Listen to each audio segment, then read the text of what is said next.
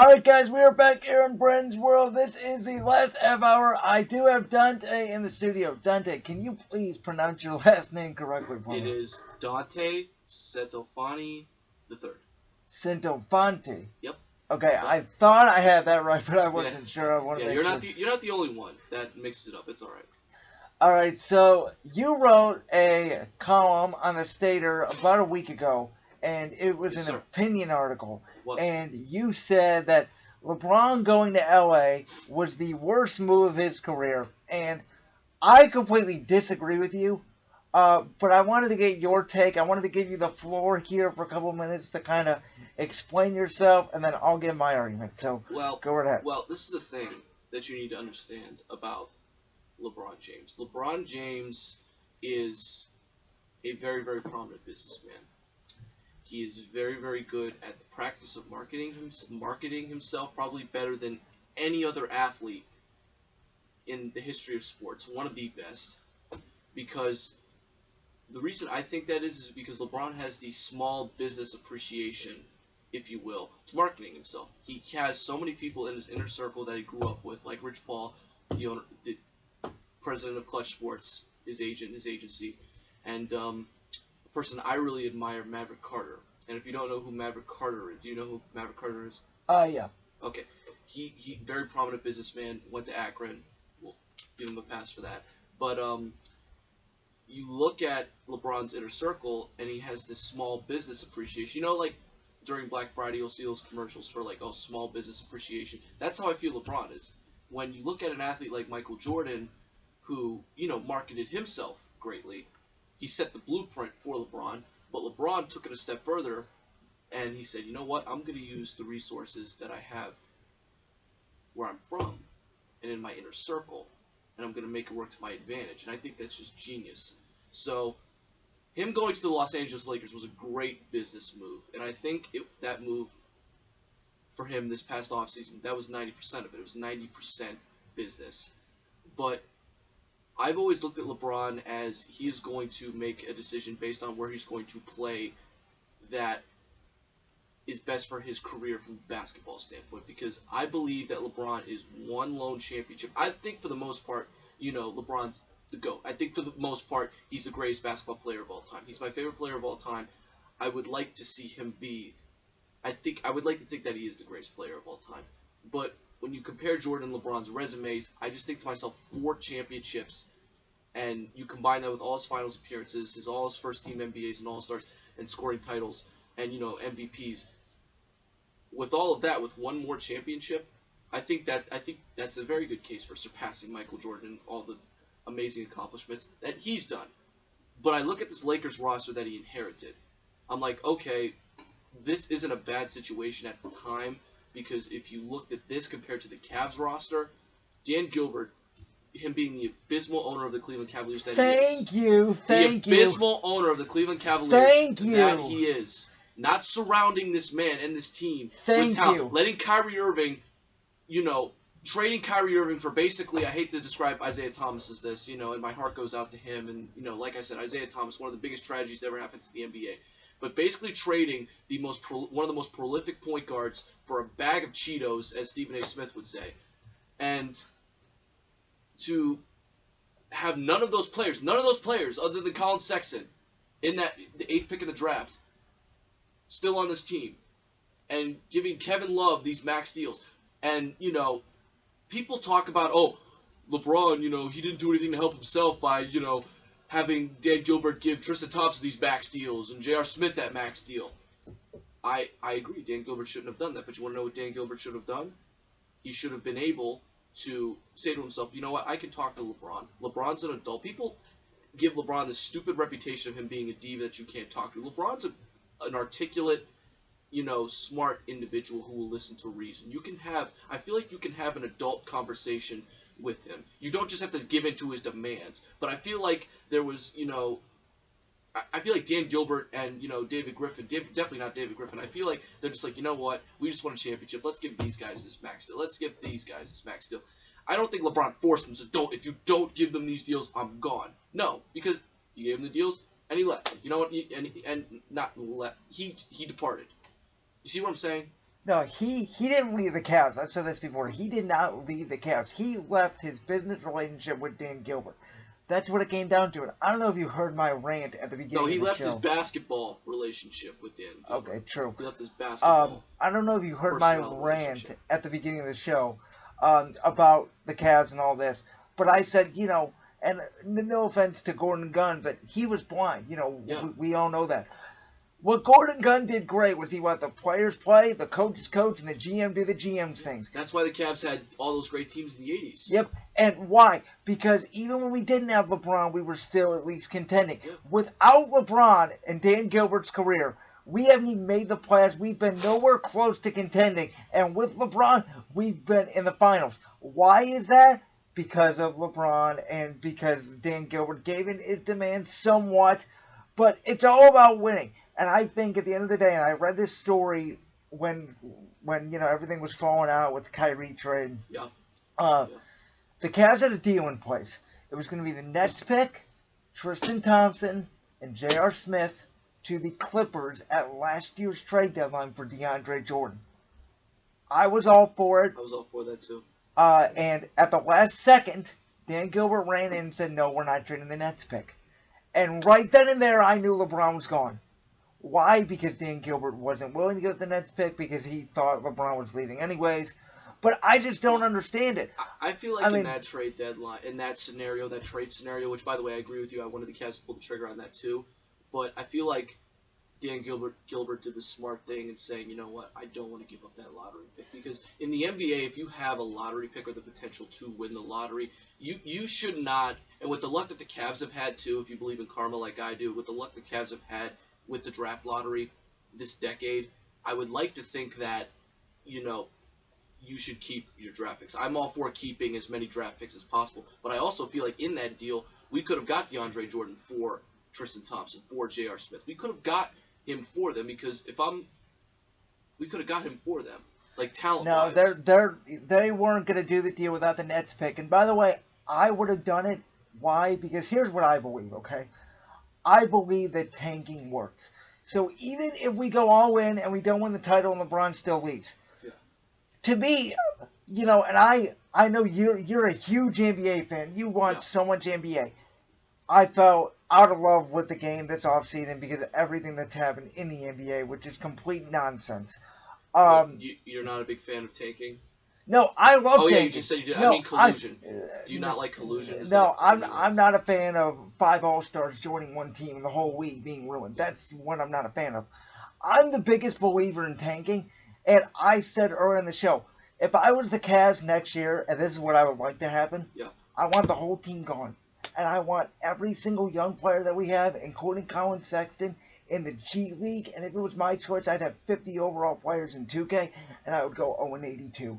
Why? Because I don't want to take the chance of not getting a good draft pick. I want the best chance of the number 1 pick possible because that's the only way you're going to win. You look at the Sixers, and then I'll let you respond. But you look at the Sixers. They missed on a couple draft picks, and Jahlil Okafor, and Nerlens Noel, Markelle Fultz.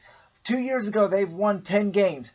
Now you know where they are? They're one of the favorites to become in the NBA Finals to win the Eastern Conference. Why? Because they tanked. Tanking works. You look at the Kings now. The Kings, they're the surprise team of the league this year, you could say. They've accumulated a lot of young talent because they tanked. I just don't understand this notion of we can't tank and we should have kept the Nets pick and all this stuff because I don't know how good Colin Sexton is. I don't think he's all that. I don't think he's going to be a superstar. I really don't. I feel like he's an average. He'd be like a Paul George to me at best, where he's a star, he's not a superstar, he'd be a complimentary piece. Talking about Markelle Fultz, right? No, I'm talking about Colin Sexton. Excuse me, sorry. Okay, yeah. This is my thing on Colin Sexton. Colin Sexton, I look at Colin Sexton as, when he was at Alabama, he was great. I really loved his game. I thought his athleticism was off the charts. I thought, if I had to compare him to somebody, I forget who I compared him to, but I mean, who did you say, Paul George? You said Paul George? I said if he gets to his most potential, it's going to be like a Paul George, where he's not a superstar, but he's a complimentary piece. He's a number 2 or number 3. Paul George isn't a complimentary piece. No, I think he's a complimentary piece. You cannot put him. There's only a couple players in the NBA I think you could put on a team by themselves and they could win a championship. LeBron, Kevin Durant, maybe Steph Curry. The rest I call complementary pieces because they cannot win a championship on their own. Oh, okay, that makes sense. But I think a better term. I just don't like the term complementary piece with Paul George. That's fair. Paul George is a max player. Paul George is somebody who's averaging right now, I think, 25. You would pay Paul George the max. I would pay Paul George the max. I would not pay Look at how great they're playing right now. Are they going to win the championship? Are they going to win the championship? If you take Durant off Golden State... Well, it's like you said, when you have a team that has 5 All-Stars, you're not... I don't care how good your team is. But let's say... any other scenario, the Thunder could win the finals, yeah. Let's say Durant goes to the Knicks, and let's say Boogie's off Golden State. Let's say they still have Steph, Draymond, the 2016 Warriors. And Klay that team could beat the 2016 Warriors. You really think that team could beat the... Yes, all the young guys that they have, that the Thunder have, and now that Paul George and Russell Westbrook... I said this last year, when they were not playing cohesively... When Paul George got there, I'm like, you know what? If I'm Russell Westbrook, I tell Paul George, you know what? Let's just take this summer to work out. We have a summer to work out, like a full summer. Let's, get psychologically cohesive and form a friendship, and we'll have a lot of, good young players to go around us coming into the season. We'll be fine. And look at where they're at now. They've been great to watch all year now. Okay, but what are they going to do in the postseason? What are they going to do in May? They haven't done anything in May ever. Westbrook's made it to 1 finals. Paul George made it to 0. Westbrook was a baby. I get it. But even with Kevin Durant, who's way better than Paul George, they choked a 3-1 lead to that Golden State team. Yeah, I know. But, Brandon, I think this team, the Thunder team, they could beat a 2016 Warriors team. I think they could. They could. I don't see it. Paul George had a 22-point lead against the Cavs in 2017 in the third quarter and lost that game. Yeah. Paul George is a choker. Russell Westbrook is a choker. And to be honest, Paul George is better than Russell Westbrook, and that's a bad sign to me because Russell Westbrook's already starting to deteriorate. He can't shoot anymore. Yeah. I'm the biggest Russell Westbrook fan. I love Russell Westbrook. I love his game. I love his personality. He's in my top 5 favorite players in the league. I love me some Russell Westbrook. But I agree with you. He's not the best player on that. He has the most talent. But this is the thing. He's near averaging a triple-double a night. Don't tell me you're one of those Russell Westbrook haters that accuses him of stat padding and whatnot. No, he is. He's a stat padder. He is. Kevin Durant left Russell Westbrook because Russell never passed him the ball. And Oklahoma City sold Russell Westbrook more than Kevin Durant. They wanted to buy into Russell Westbrook, and clearly it was a mistake because if they let Westbrook go, and Durant stays in Oklahoma City, I guarantee you Oklahoma City's way better right now. You know what? People talk about the Thunder, and it really annoys me how people talk about those 2010 Thunders teams, the Russell Westbrook, KD, Scott Brooks, and they're like, oh my goodness, Russell Westbrook was such a terrible teammate. He was so terrible. Kevin Durant did the right thing by leaving. He didn't do the right thing by going to the Warriors, but he did the right thing by leaving. No, he did do the right thing by going to the Warriors. No, he didn't, because Russell Westbrook is not a bad teammate by any stretch of the imagination. They consistently won. They had, like you said, they had a 3-1 lead on the Warriors in the Western Conference Finals. And they lost. Yeah, I know they lost, but they were in a 3-1 lead. So don't act like it was like a Bradley Beal, John Wall situation in which they didn't get along.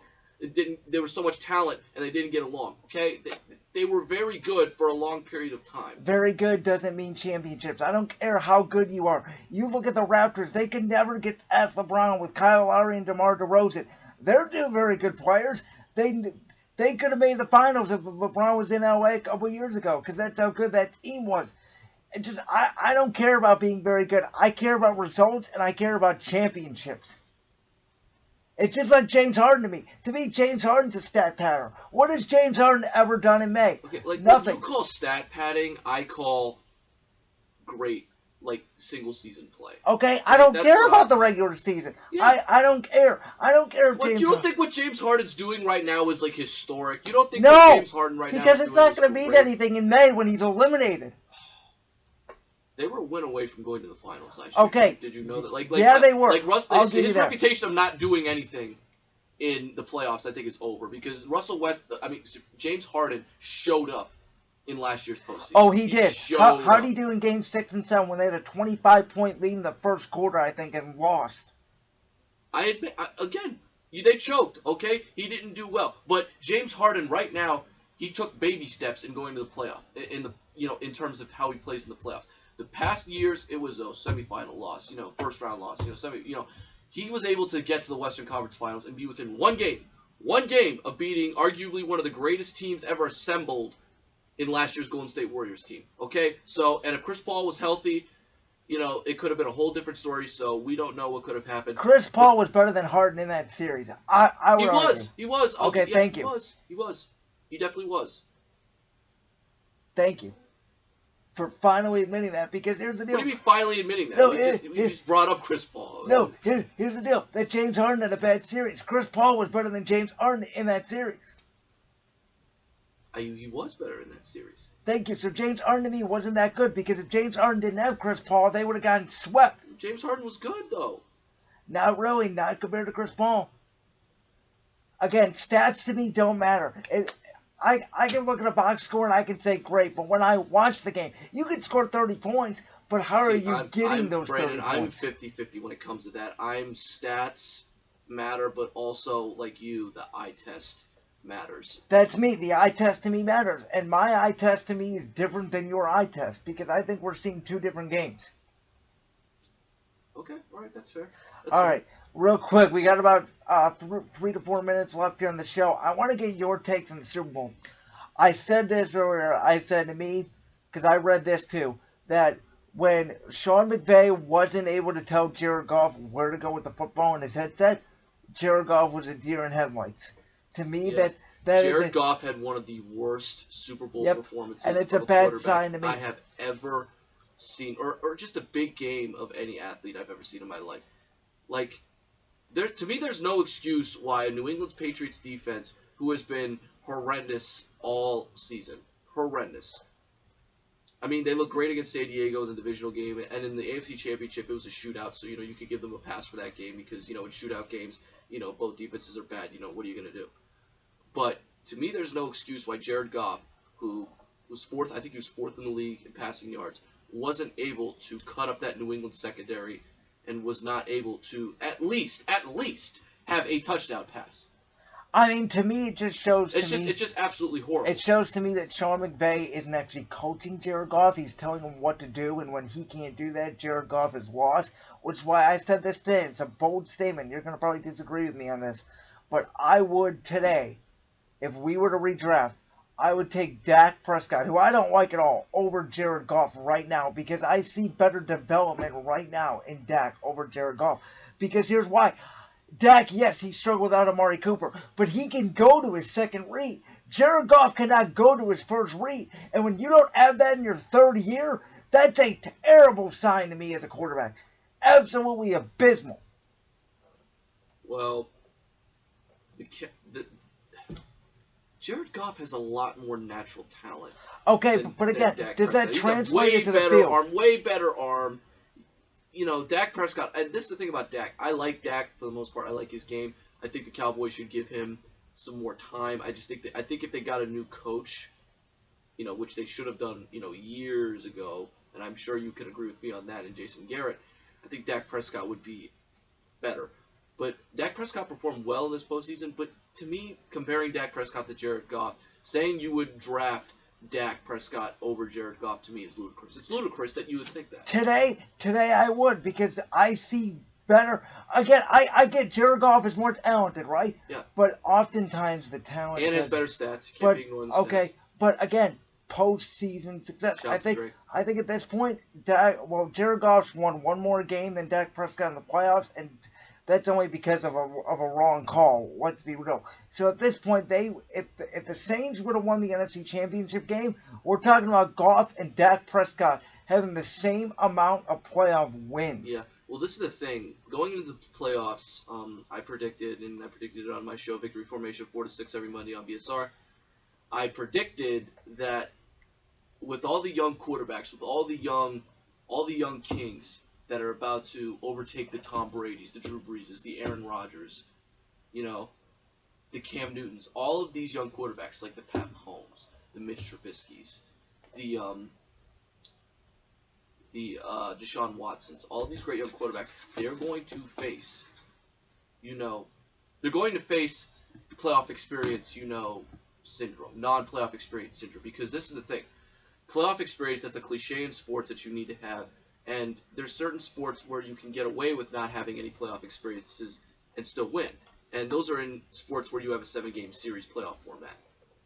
And also the NCAA tournament, with one and dones and, all that. But, and college football too, college sports. But the NFL to me is the one sport where having playoff experience is necessary. It is must. Because, and I don't know, and I'm sure you remember this because this was in the intro, NBC's intro for the Eagles-Bears game. Excuse me. The difference between every single playoff in professional sports is the fact that you have a 1-game playoff. There's no Game 7. There's no tomorrow. Win or go home. And when you have that mindset, having playoff experience in the NFL is more important than having playoff experience in any other professional or collegiate sport in American sports. And I predicted that people like Mitch Trubisky and Pat Mahomes, they were going to suffer from that and all lose in the first round. And I was almost right. Mitch Trubisky, if it wasn't for that, if it wasn't for that missed field goal, I wouldn't be saying that. But he had a, so-so game against the Eagles in his playoff debut. It was so-so. It was almost good enough to lead them to a win. But it was, you watch that game, closer than say me or other people at the station.